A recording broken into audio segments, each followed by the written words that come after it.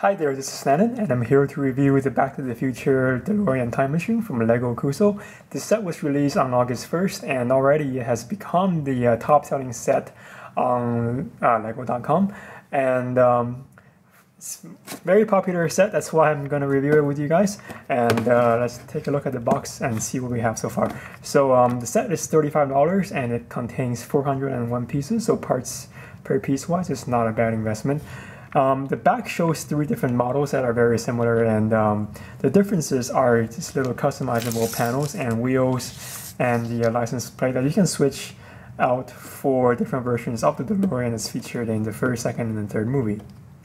And as you can see, I already had the pieces stumped out, and this is the second take of the review. Usually I only go through one take because I don't make that many mistakes. But the last time I realized I was using my old camera, which is the Canon S95, and that camera doesn't zoom. So I was showing the minifigures and taking 5 to 10 minutes for you to try to zoom in on details, and my camera wouldn't do that. So I finally gave up and just decided that I should probably take a new video with the new camera.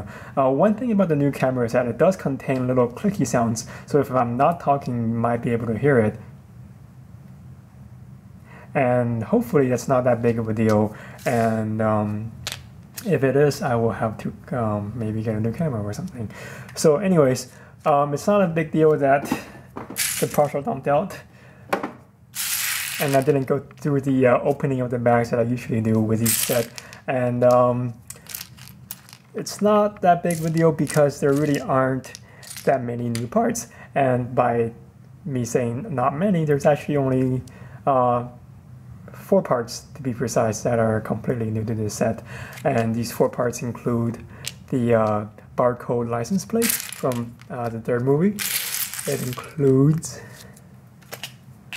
there you have it, a time travel tile that now I can finally zoom in on, and you can read what's on there.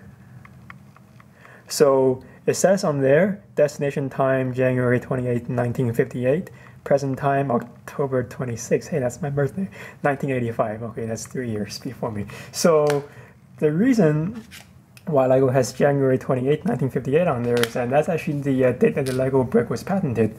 And you might be thinking, wow, how do you know this? I mean, you must be a secret LEGO geek or something. Actually, I'm not. I don't actually know a lot about the history of LEGO, but see, in the instruction book, which is actually different from the typical LEGO instruction book, that it is actually bound rather than stapled, so it actually has a very nice presentation to it.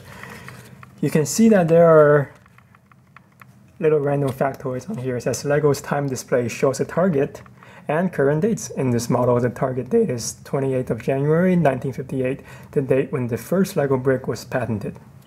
So LEGO doesn't usually do that to their instruction manuals, but then again, this is not the ordinary LEGO set. It's a LEGO Cuso set. For those of you who don't know, it's a fan-submitted idea on the website LEGO Cuso, and when it reaches 10,000 votes, then LEGO will review it, and if it passes the review, then it becomes an official LEGO set. So the instruction book, first it comes with descriptions about the movie and also about the DeLorean, and some features of it for people who are not familiar with the model. It even includes a page on the Michael J. Fox Foundation. For those of you who don't know, 1% of the proceeds from LEGO Cuso sets do go to the designer, and in this case, the 1% is actually going towards the Foundation for Parkinson's Research. So, and then in the back, it includes a snippet about the from the fans who submitted the original idea to LEGO Cuso. You can read it by pausing the video if you like. And it also includes, the other parts in French, and it includes a segment from the LEGO designer who converted the idea from the fan into the LEGO set. Okay, and here is the first half of the parts list. And the other half. As you can see, lots of play, dark play, and black parts, which to most builders are not that interesting anymore. Even though they are super useful as a basic neutral tone color, they are not that useful to someone who has so much play and black that he doesn't know what to do with them. So to me, this is actually a quite useless set in terms of parts, but I'm just reviewing it because it seems like a very popular set, and I'm interested to see how they made the DeLorean and why people are complaining about it. So let's go ahead to the model and see what exactly people are complaining about this model. So first of all, the biggest complaint that people have about it is that the hood looks ugly, and I don't disagree with them because this is essentially just different layers of tiles stacked on top of each other. And in the original design that was submitted by the fans, they actually used a one-piece 6x8 slope that covered up its entire area, which is the perfect look for the DeLorean. Now, I'm not sure why Lego rejected that piece, but I can definitely see their reasons for doing, so, and that is probably to include an area that allows customization by adding this feature onto the front hood, which you can take this piece off and you can add it on there.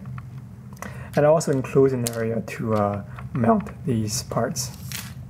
So, and one thing that I also think goes behind the reasoning of why Lego uses blocky approach is that if you think about it, this set is not only getting marketed to Lego fans, but it's also getting marketed to fans of the movie and to people who are not familiar with Lego models or who are not well versed in building techniques. They see Lego more or less as a blocky medium, and this blockiness actually conveys the look of Lego. So in the top, it's a very square rectangular-ish look.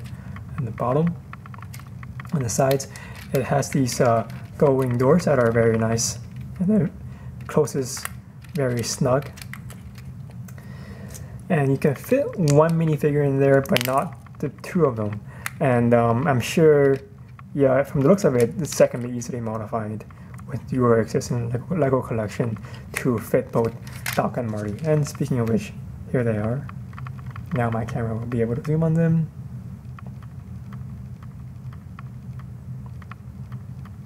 Maybe.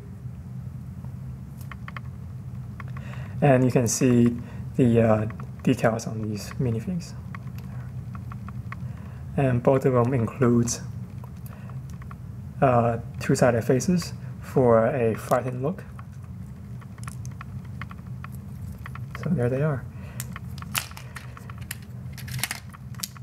Okay, so parts-wise, there's not much to talk about besides the gray and the black, and really not many pieces are rare either. The only thing I can come up with are these black hoses, which they're not new designs. They've actually been around for many decades actually. So, but they're making a reappearance in this set.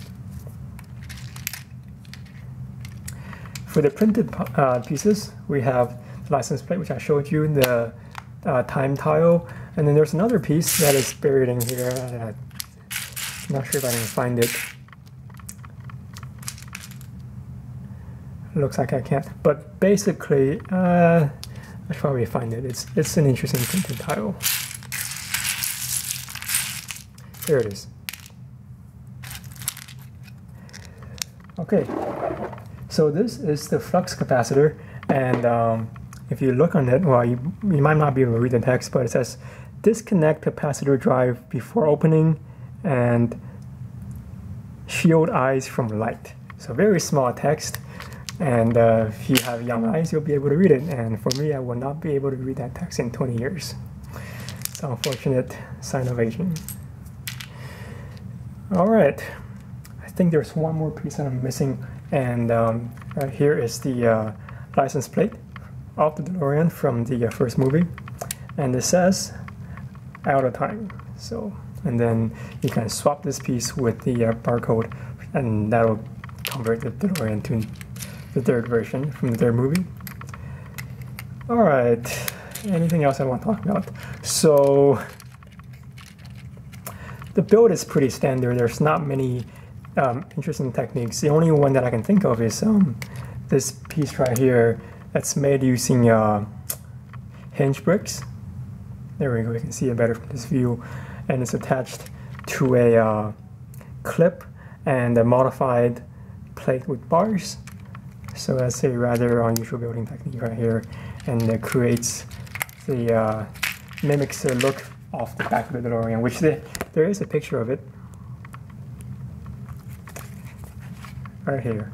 So that's very well done for a small model of this size, especially from Lego. Other than that, pretty standard building techniques, nothing new to see. The wheels, they do convert into hover mode, and Lego has included stands for you to display the model. Like that. Also has 4 red wheels to swap out to change the DeLorean to its version from the third movie. And again, all of that is in the back of the box. You can see the red wheels here, and this, I'm not sure what it is, the greebly portion of the hood, 4 printed tiles, and really that's pretty much all that this set is about. So if you're a fan of the movie, then you can make your own judgment as to how much you like the DeLorean, how accurate you think it is. But if you're a builder, I don't recommend the set so much, because buying the set and cannibalizing it for parts is really not a good value for your money, because for $35, you can definitely get all these parts for very cheap, and there's not that much variety to them.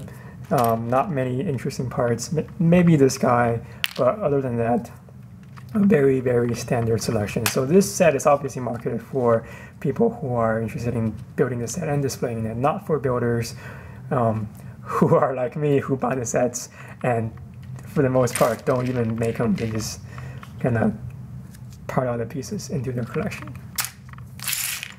Extra pieces of the set includes these guys, and there's actually quite a fair number of 1x1 metallic round plates.